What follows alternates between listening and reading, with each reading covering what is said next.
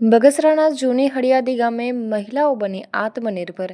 વિવિધ પ્રકારના કુદરતી સાબુ અને ઘર ઉદ્યોગથી મહિને 50,000 રૂપિયાની આવક કરી આત્મનિર્ભરતાનું ઉત્તમ ઉદાહરણ પૂરું પાડ્યું. ગામની મહિલાઓ આજે માત્ર ઘરકામ સુધી સીમિત નથી, સ્વરોજગારથી પોતાની ઓળખ ઊભી કરવાનું. આવી જુઓ આ રિપોર્ટમાં. અમરેલી જિલ્લાનું છેવાડાના બગસરા તાલુકાના જૂની હળિયાદ ગામ પાસે મહિલાઓએ આત્મનિર્ભરતાનું ઉત્તમ ઉદાહરણ પૂરું પાડ્યું છે. ગામની મહિલાઓ માત્ર ઘરકામ સુધી સીમિત ન રહીને સ્વરોજગાર દ્વારા પોતાની ઓળખ ઊભી કરી રહી છે.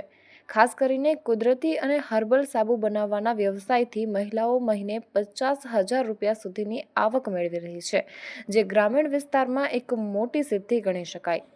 જૂની હળિયાદી ગામમાં રહેતા સુનીતાબેન રફાળિયાએ જણાવ્યું કે તેઓ 10 ધોરણ સુધી અભ્યાસ કરેલ છે અને હાલ તેમની ઉંમર 50 વર્ષ છે. તેઓ પરિવાર સાથે ખેતીનું કામ કરે છે, પરંતુ છેલ્લા 4 વર્ષથી ઘરેથી જ અવનવા પ્રકારના સાબુ બનાવવાનો વ્યવસાય શરૂ કર્યો છે. ઘરના રોજિંદા કામકાજ પૂર્ણ કર્યા બાદ હું સાબુ બનાવવાનું કામ કરું છું. શરૂઆતમાં નાનકડા પાયે કામ શરૂ કર્યું હતું, પરંતુ આજે મારી પાસે 23 પ્રકારના અલગ અલગ કુદરતી સાબુ તૈયાર થાય છે, તેમ સુનીતાબેને જણાવ્યું. સુનીતાબેન શૈલેષભાઈ રફાળિયા, ગામ જૂની હળિયાદ. સુનીતાબેન દ્વારા સાબુમાં કેસુડાનો સાબુ, એલોવેરાનો સાબુ, ચંદનનો સાબુ, સુખડનો સાબુ, લીમડાનો સાબુ સહિત વિવિધ હર્બલ અને આયુર્વેદિક સાબુનો સમાવેશ થાય છે. આ તમામ સાબુ કુદરતી સામગ્રીથી બનાવવામાં આવે છે, જેના કારણે લોકોમાં તેની માંગ સતત વધતી રહી છે. એક સાબુનો ભાવ ₹35 થી ₹60 સુધી રાખવામાં આવ્યો છે, જેથી સામાન્ય લોકો માટે પણ તે સસ્તો અને ઉપયોગી બને છે. આ સાબુનું વેચાણ માત્ર હળિયાદ કે આસપાસના ગ્રામીણ વિસ્તારમાં જ નહીં, પરંતુ શહેરી વિસ્તારોમાં પણ થાય છે. હોલસેલ તેમજ રિટેલ બંને માધ્યમથી વેચાણ કરવામાં આવે છે. ઉપરાંત સમગ્ર ગુજરાતમાં ઓનલાઈન અને ઓફલાઈન માધ્યમથી પણ આ સાબુ પહોંચાડવામાં આવે છે. આ સાબુના વેચાણથી હું મહિને અંદાજે 50,000 રૂપિયાની આવક મેળવી રહી છું, જેનાથી મારા પરિવારની આર્થિક સ્થિતિ મજબૂત બની છે, તેમ સુનીતાબેને ઉમેર્યું હતું. પારુલબેન જિગ્નેશભાઈ ઢોલરિયા, જૂની હળિયાદ ગામ. જૂની હળિયાદ ગામમાં 50થી વધુ મહિલાઓ એક સખી મંડળ ચલાવી રહી છે. આ સખી મંડળ દ્વારા મહિલાઓ અલગ અલગ વસ્તુઓ અને પ્રોડક્ટ્સ તૈયાર કરે છે, જેમ કે સાબુ, ઘરેલું ઉપયોગની વસ્તુઓ, ખાદ્ય પદાર્થો અને હસ્તકલા ઉત્પાદનો. આ તમામ વસ્તુઓનું વેચાણ કરીને મહિલાઓ સારી એવી આવક મેળવી રહી છે. પારુલબેન ઢોલરિયાએ વધુમાં જણાવ્યું કે ગામની મહિલાઓ હવે આત્મનિર્ભર બની રહી છે અને દરેક મહિલા મહિને અંદાજે 30,000 થી 70,000 રૂપિયાની આવક મેળવી રહી છે.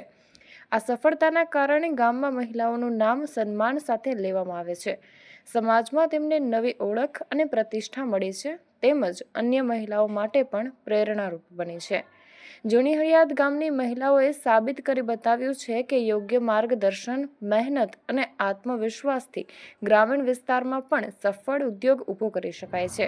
મહિલાઓની આ આત્મનિર્ભરતા માત્ર તેમની આવક વધારતી નથી, પરંતુ સમગ્ર ગામના વિકાસમાં પણ મહત્વપૂર્ણ ભૂમિકા જોવા મળેલ છે. જૂની હળિયાદ ગામ અમારું ગામ નાનું એવું છે, તેમાં બધી બહેનો સારા ઉદ્યોગ કરે છે. કોઈ સાબુ બનાવે છે, કોઈ અથાણા બનાવે છે, કોઈ પાપડ બનાવે છે. અમે 60 બહેનો છીએ મંડળના. એમાં બધી જુદા જુદા પ્રકારની પ્રવૃત્તિ બધી બહેનો કરે છે. અને અમારા ગામમાં એ સંસ્થા તરફથી અમને મેડિકલ સાધન પણ મળ્યા છે. એ સાધનનો અમે આજુબાજુના ગામડામાં બધે અમે આપીએ છીએ, સેવા કરીએ છીએ. અને ડિપોઝિટ લઈને ₹2 ભાડું તરીકે અમે બધા ઉપયોગ કરીએ છીએ. 14 પ્રકારના સાધન આવ્યા છે અને 66 એવા બધા નાના મોટા સાધન, અમારે 66 સાધન છે. અમારે કોઈ પાપડ બનાવે, કોઈ અથાણા બનાવે, કોઈ શેમ્પુ બનાવે, અને કોઈ ગાયના આપણે આવડી ગોબરમાંથી બધી બનાવે, પ્રોડક્ટ બધી બનાવે છે. અને બધા સાબુ બનાવે છે, ગુલાબનો છે, પછી ફિનાઇલ બનાવે છે બેનું, પછી વાસણ ઉટકવાનું બધું બનાવે છે. વેચાણ બધી બેનું આજુબાજુના ગામડામાં કરે છે, પછી ઓનલાઈન કરે છે, ઓફલાઈન કરે છે. અને જે બહેનોને જ્યાંથી ઓર્ડર આવે કુરિયર દ્વારા કરે છે. બધી એ રીતના બધા બહેનો કરે છે. મહિને બધા બધું આપણે કાઢતા અને આપણે 50 થી 60,000 રૂપિયા જેવું બેનો કામે છે અને બહેનોનું ગૌરવ બહુ વધ્યું છે અમારા ગામમાં.